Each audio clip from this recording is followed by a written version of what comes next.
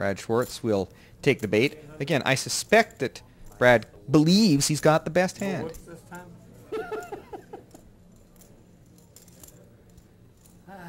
He's putting the captain on ace-king. He's willing to bet the pocket sixes because he believes they're the best hand. I like the way the captain's played the hand. He's been willing to gamble some here. He's taken a little risk. He's let Brad Schwartz get to the turn. But hey, you got aces. When you get aces in no limit hold'em, you want to make some money with them. You don't want to win just the blinds. You don't want to win 150 chips. You want to win a pot. And that's the way the captain has played the game. He's going to put the check raise in now. He's going to close the deal. It's another 1,000 to go to Brad Schwartz. If you're Brad, you've got one choice here.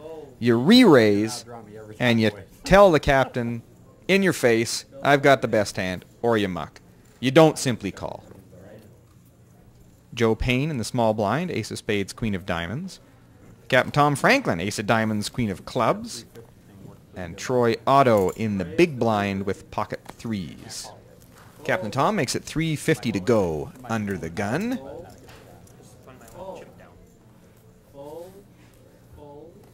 Folds around to Joe Payne in the small blind, who will call. Also holding ace-queen. What is it, 350? 250 more to call. And Troy Otto, I'm going to make it mad. through his haze of Smirnoff, All right, I call. decides to call and see the flop with his pocket threes. Troy from Detroit slipped through the Windsor Tunnel his fair share of times prior to turning 21, he tells me, to drink on the Canadian side. Of course, we get 2 years of business before they turn 21. Deuce 10-10, they all miss. Overall, the game is conservative. If you're Joe Payne there, you could fire a bet. How come they call you? You got ace-queen, you got two overs. You can certainly try a bet there. Troy checks his threes, the captain checks his ace-queen. This group, for the most part, are waiting. Two pair, tens and deuces on board. If I got it, I should bet it. Troy fires out a bet of 500. He actually has the best hand, of course, with his threes. You might get a call from one of these guys with the ace. It would be a weak call because you really can't win the pot. All you can do is chop it. You can chop it or lose a big one. The captain folds. Joe Payne also folds. Troy also tells me that, having spent enough time in Windsor and being a hockey player and crossing that Windsor Tunnel to play hockey in Canada makes him an honorary Canadian. Only playing poker for 3 years, this is by far the biggest event Troy has ever played in. More on Troy Otto.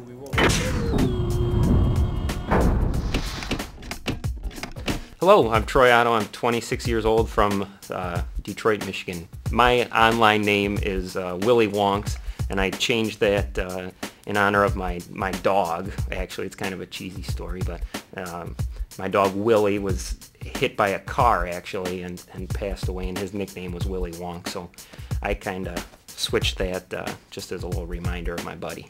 My biggest tournament one would probably be the... I don't know. Yeah. I have no big tournament wins. For me, poker's a hobby. It's fun and it'd be really nice to win a large sum of money, but for me, it's just a hobby and something I do for an enjoyment and a way to, being a married man, a night out of the house to hang out with the guys, pretty much.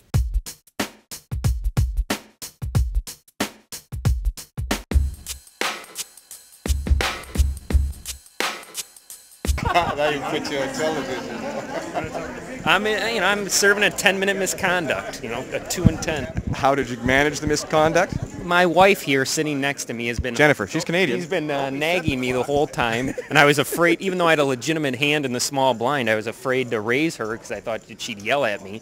So I said, this is a legitimate hand, and I showed it to the two guys to my right, and I'm in 10-minute misconduct. Yeah. I'm lucky I didn't get ejected. The table seems to be smiling. Like, you don't seem to have developed a massive hatred. No, I think we have a good rapport. Okay, you're going to be okay. You're going to overcome. I'll be back in there. I'll be back in there. Congratulations on the first penalty of the tournament, sir. More hot action coming your way from the Party Poker Canadian Poker Championships. Don't go away.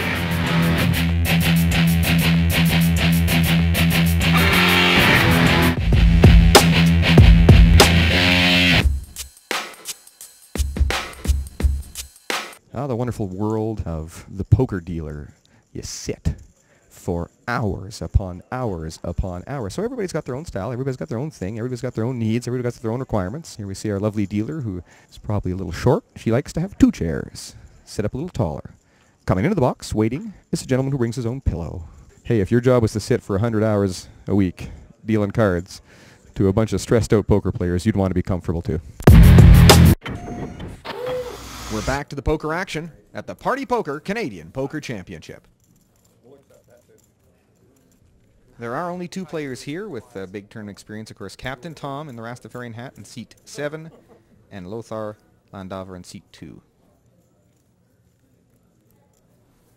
Dennis Petronak under the gun with an ace of clubs and queen of hearts. Puts in a standard raise to 300.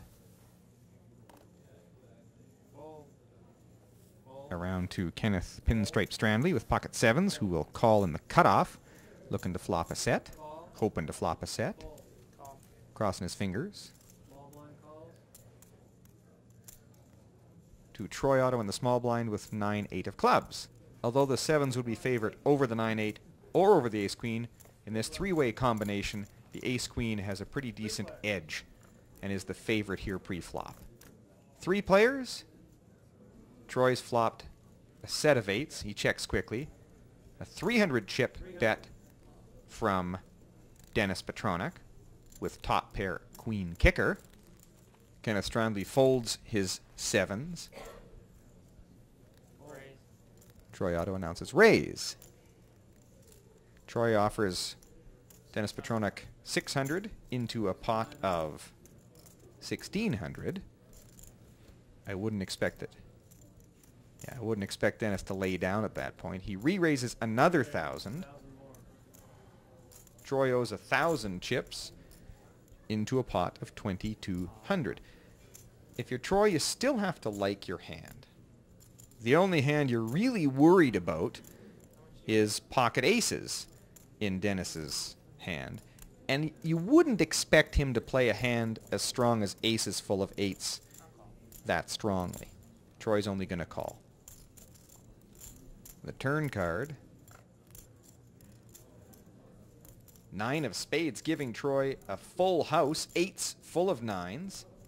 Troy checks and Dennis takes the bait and puts out a bet of 1,000. Troy's only going to call. He is either setting up a river play or he's really scared of pocket aces. King on the river makes no difference. Both players check. Troy's going to pick up 6,800 chips in the pot, but you have to think he should have won a little more. If he's got aces, I don't want to go home. I'm a girl. Captain says I'm a girl. I don't know what to do, Cat. Just trying to survive. Cap with a little bit more aggression on the turn and certainly with a bet on the river. I'm a girl. Captain still laughing at you. I got a little scared. I didn't want to go home on a featured table. What? Is this setting up another joke? Troy makes an interesting point, though. The play at the feature table tends to change from play out in the field. Guys get a little more cautious. Under the gun raise, standard raise to 350. People, when they're on TV and we can see their cards, they really want to look like they know what they're doing. Ace-queen under the gun, folded around to Troy. Folds the king-queen. A lot of viewers might be thinking to themselves, that seems another cautious play from Troy. Not really. King-queen is not the kind of hand you want to call raises with in no-limit hold'em. There's Constantine. And Lothar in the big blind with a king-queen offsuit. King-6 of hearts for Joe Payne. In middle position. He's going to limp in. Tough hand to play from up front. Troy Otto folds.